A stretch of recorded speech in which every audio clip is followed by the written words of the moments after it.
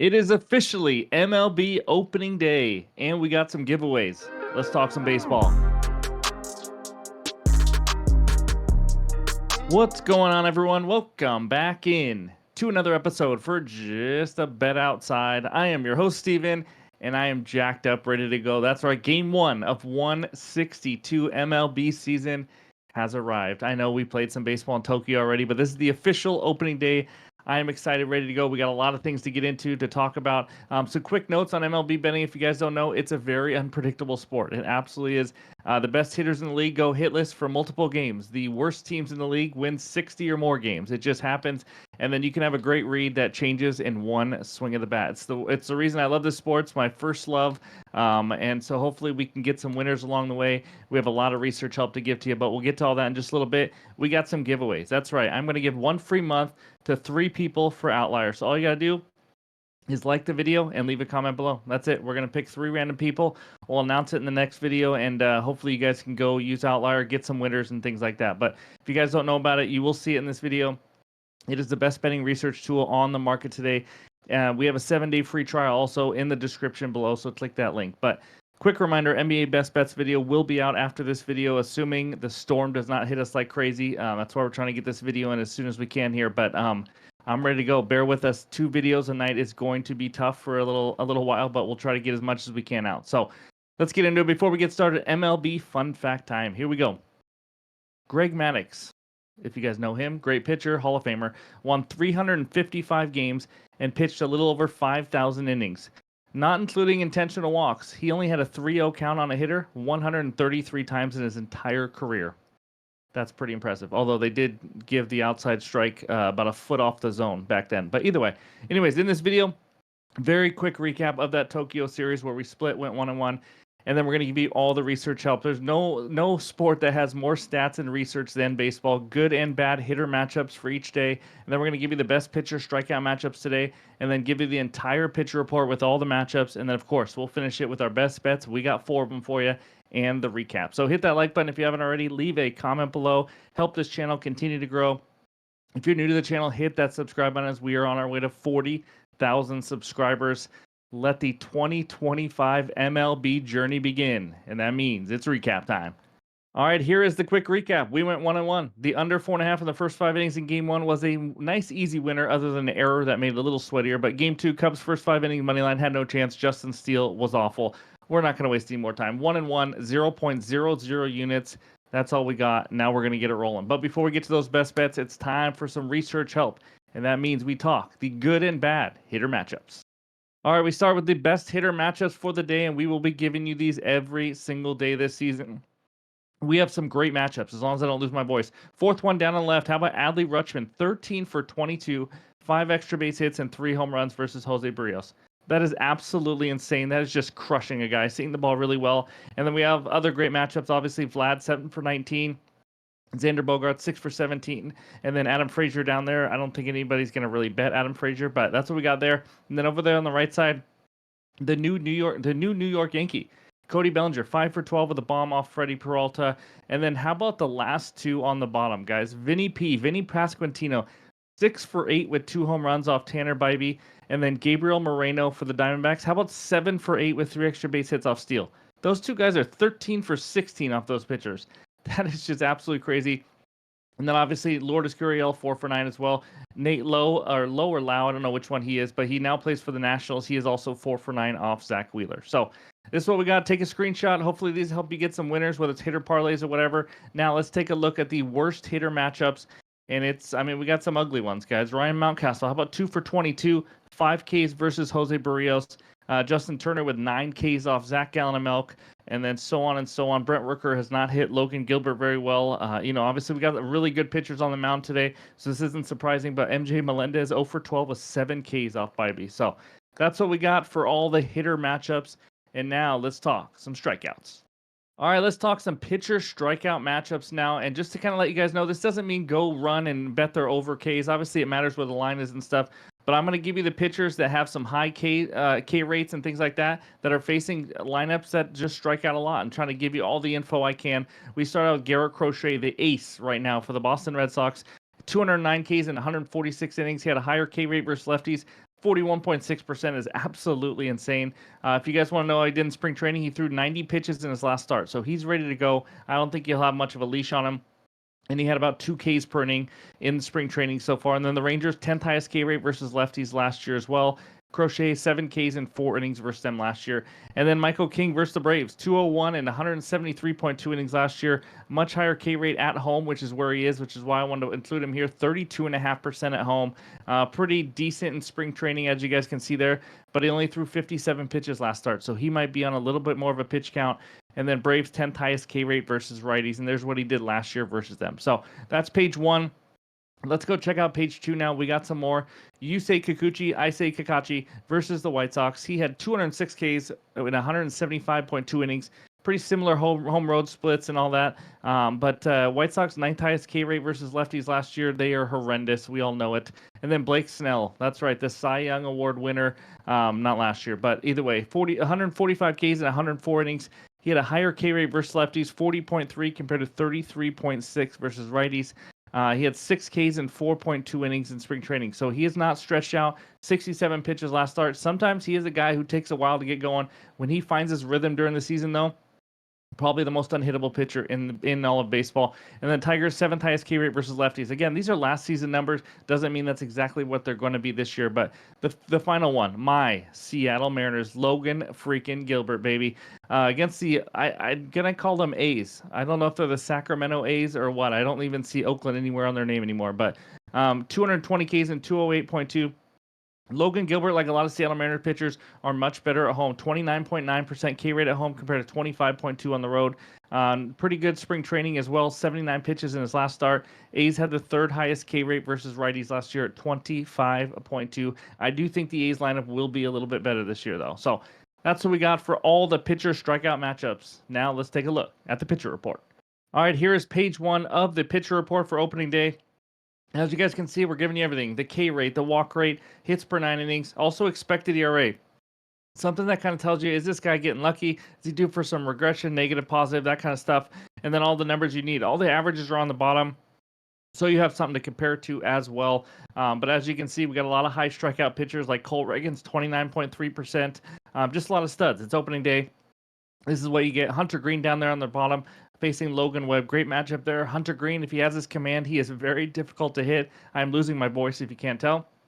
But Garrett Crochet, 35% K rate. Unbelievable with a 5.5% walk rate. All these stats are last year. We will have this year's stats, obviously, as we go. But take a screenshot. Hopefully this kind of helps you out with your, how you start your handicapping and all that. And then let's go to page 2. Chris Sale, the NL Cy Young Award winner, takes on Michael King. It's going to be a great matchup there. Sale with a 32.1% K rate. Can he stay healthy again this year? Kikuchi versus Burke, obviously the worst matchup of the day. I mean, that's just atrocious, to be honest with you. Kikuchi did have a high K rate last year, though, 28% K rate, and a good low walk rate as well. And then the man, the myth, the legend, Paul Skeens, going up against Sandy Alcantara, coming off a big surgery, did not pitch last year, but Skeens, we all know what he is capable of. We'll talk about him later. And then so on and so on. Tariq Skubal and Blake Snell, a battle of Cy Young Award winners in LA, should be a good one there as well. And then Justin Steele actually making his second start after he struggled in Tokyo against the Dodgers. So, and then of course we finish it with my Seattle Mariners, Gilbert versus Luis Severino, the new ace of the Oakland A's. So that's what we got for the pitcher report and all the betting research you need. And now it's time for the best bets. All right, this first one takes us out to Yankee Stadium, where the Yanks host the Milwaukee Brewers. Yankees minus 155 on the money line, Brewers plus 130. There's the run line numbers, and then the total is 8 runs. We're going to start out with the underdog pick of the day right now. Give me the Brewers on the money line, plus 130 on DraftKings. This can be half unit play. You're going to see a lot of half unit plays, guys. We have a 162 game season. We have no data in right now. Even though we get excited, I just want to recommend bankroll management and all that. But let's go with the Brewers here. Starting pitcher matchup, Freddie Peralta versus Carlos Rodon. So let's start out with Peralta. Brewers won 19 of his 32 starts last year. He had a 3.68 ERA last year with that 27.6 K rate. Like you guys saw, if you want to know how he did in his first start last year, how about 6 scoreless innings? He was much better on the road, actually. A 3.29 ERA on the road compared to 4.01 at home. Also gave up only 8 home runs on the road all season long. Now, Carlos Rodon, the lefty for the Yankees. This guy has been super inconsistent. since coming over from the Giants. Last season really struggled after a hot start, ended with a 4 ERA with an even higher xFIP, gave up 1.59 home runs per 9 innings. That's in the 17th percentile. This guy can give up some bombs, and he showed some more struggles in spring training. Sorry, guys, my voice is killing me. He gave up 6 earned runs in 10 innings with 6 walks. He did not look good in spring training. Offenses, if you don't know, Yankees are now without Juan Soto. He is now a Met. Also, Giancarlo Stanton is hurt. They will be without him. This is not a deep lineup. There's not a lot of protection for Aaron Judge in this lineup. I just need Freddie to not make a mistake to Aaron Judge, honestly. I wouldn't mind if they pitch around him even with how their lineup looks right now. Brewers offensively, 9th best offense versus lefties last season. They have their own stud in Jackson Chourio. Absolutely love him. Obviously, they lost Willy Adames. That's a big loss for them, but I still think they're going to be fine here. I don't think this Brewers team is some elite team or anything like that, but the bullpens, they're both about average. I think they both take a little bit of a step back this year. So the bottom line here, in my opinion, this game's a coin flip. I don't understand why we're getting plus 130 odds. Brewers have the better starting pitcher on the mound, and at least even probably with this Yankees lineup right now, with Giancarlo Stanton now, with Soto traded and all that kind of stuff, and bullpen seem about even. I mean, I'm going to take the value here. So give me the Brewer Crew on the money line at plus 130 as my first best bet. All right, this second one takes us north of the border where the Blue Jays host the Baltimore Orioles in an AL East showdown. Orioles minus 112 on the money line, Blue Jays minus 108. There's the run line numbers, and the total in this game is 8.5 runs. I got a player prop. Give me an over. Jose Barrios, over 15.5 outs recorded, minus 125 on DraftKings is a half unit play for me here. And for this one, we are going to dive right into Outlier and see what I am looking at and why I like this bet. So there's Jose Barrios in 2024 numbers. How about that? Over in 24 of 32 starts, that's 75%, averaging right around 6 innings, 18.03 innings pitched. Now, if we scroll down a little bit, you can see some more numbers also. There's the innings pitched. He averaged around 6 innings per start last season. And then next to that is the pitches thrown. It tells you how many pitches he's throwing. As you can see in the first start last year, he threw 91. So, I mean, you like to see that. He is stretched out based on what we've seen in the spring training as well. Now, let's go back up to the top and see how he did at home as well. What you can do is you go right there, you click on the home toggle, and then you can see he was dominant. That's right, over this line in 12 of 15 games. This is not a guy who usually has a 15.5 outs line. He's usually right around that 17.5 mark. Anyways, he is averaging almost 19 outs per home start last year. We're going to talk a little bit more on the home road splits in just a second. And then, as you can see over there on the right side, you can look at all the hitters. So you can see how the other hitters do versus righties, lefties, or versus that specific pitcher. We have the Orioles hitters set up already versus Jose Barrios, how they've done. It hasn't been pretty, other than Adley Rutschman, who absolutely crushes him like we talked about earlier in the video. Santander also lost to the Blue Jays. Gunnar Henderson on the IL. I mean, this lineup is not the same right now. You see guys like Mountcastle, 2 for 22, Westberg, 0 for 6. Only Adley and O'Hearn are even hitting over 269 off Barrios. So he has some good success there. And then when you look at pitcher outs, you also want to see, does that lineup, are they patient? Are they not? The Orioles saw the 8th fewest pitches per plate appearance last year, because you know what, they swing early in counts, and you like to see that, especially when you don't want, because you don't want to have that pitch count go up when you're taking outs and stuff like that. So quicker ABs, obviously less pitches, but home road splits, just to talk more about that, at home 3.10 ERA with a 2.19 batting average against, compared to on the road where he was 4 ERA and a 2.51 average against. So if you want to tail him, it's usually at home where you want to do that. So overall, like we talked about, Gunnar Henderson out, Anthony Santander now on the other side with the Blue Jays. Barrios is a proven workhorse. He looks stretched out, ready to go. He's much better at home. I like him to get 16 outs. That's all we need. I think he probably goes the full 6 innings. If you can only get 16.5 outs, absolutely love it. I would be making the same exact bet even at 16 and outs. So give me Jose Cuervo over 15.5 outs as my second best bet. All right, this third best bet is a little two-legger. Give me Paul Skeens over 6.5 Ks and Sean Burke no to record a win. Minus 122 on DraftKings. Half unit play here. The main part of this play is obviously Paul Skeens over 6.5 Ks. I would take that straight, but the odds just went too crazy for me. So last season, Skeens was over this in 16 of 23 starts. We all know Skeens is an absolute monster. He averaged 7.39 Ks per start. He had an insane 6 or more Ks in 20 of 23 starts. I mean, that's almost 100%. Our floor is 6 Ks. We'll take that. It's a pretty good floor when you only need 7 overall. In road games, he's over an 8 of 11 starts as well, averaging right around 8 Ks per game. It doesn't matter if he's on at home or on the road. And then pitches. He had a spring training start of over 80 pitches. I fully expect 80 to 90 at least from him here in this one, which should be plenty for him to get 7 Ks. Some more numbers. Great command, 6.2% walk rate, and elite 30.8% CSW percentage, which is called strikes plus whiffs. This guy is as good as it gets. We know he's a stud. But matchup, Marlins last year, 14th in K rate versus righties last season, which is just average. Again, Skeens is matchup proof. It doesn't really matter. But I actually expect this Marlins lineup to be even worse. It's filled with a ton of young hitters outside of maybe Xavier Edwards. I think there's going to be a lot of good spots here for some strikeouts.